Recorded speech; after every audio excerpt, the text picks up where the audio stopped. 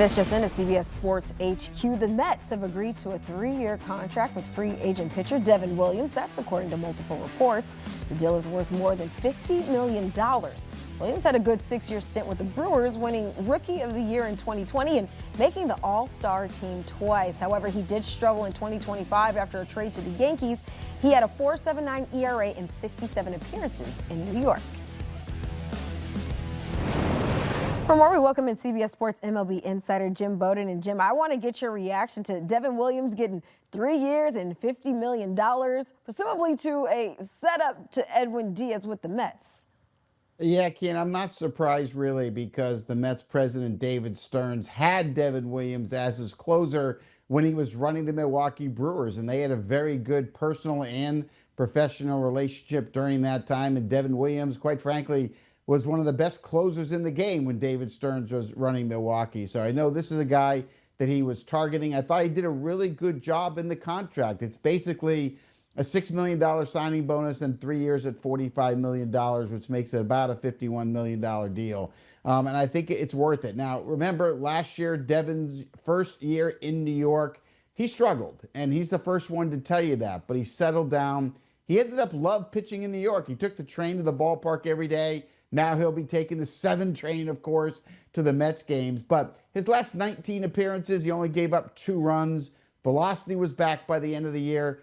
And that changeup, which is one of the best in the game, it was locked down by the end of the year again. So I'm expecting a bounce-back year for him with the New York Mets. But keep in mind one thing, Kiana. This does not mean the Mets aren't going to try to bring Edwin Diaz back, because, of course, Devin Williams proved as a Yankee he could also be the setup reliever, doesn't have to be the closer. I know the Mets still want to bring Diaz back. That doesn't mean they're going to be able to, but this is a big first step in fortifying that bullpen here for 2026 and beyond. Well, Jim, last offseason, we all recall the Mets signing Juan Soto and Clay Holmes from the Yankees.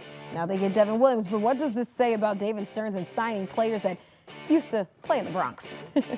Yeah, I don't think it has to do really with trying to steal someone from the Yankees. I think it's more about his relationship with Devin when he was running Milwaukee. And look, he's got a lot of work to do with this Mets team. If he wants to get back to the playoffs, if he wants to have a World Series contender, there's work to be done. And certainly it's a good start in the bullpen, but there's more to do. I mean, David Stearns made it very clear he's trying to play in the starting pitching market. I won't be surprised if he lands one of the big fish, like a Framber Valdez that's still there in free agency.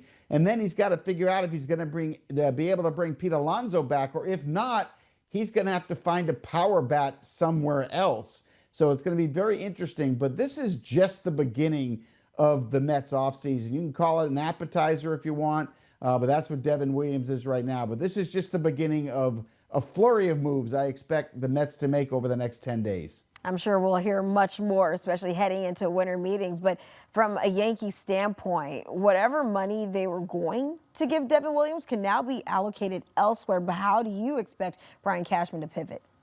Yeah, well, I mean, look, they're playing on Edwin Diaz, the Met. They'd love to get him. They've talked to the agent for Robert Suarez. They've talked to the agents for Peter Fairbanks. So the Yankees are emphasizing pitching. That's something Brian Cashman is working on. He's also trying to bring Cody Bellinger back, and at the same time has been talking to the agent, Casey Close, for Kyle Tucker.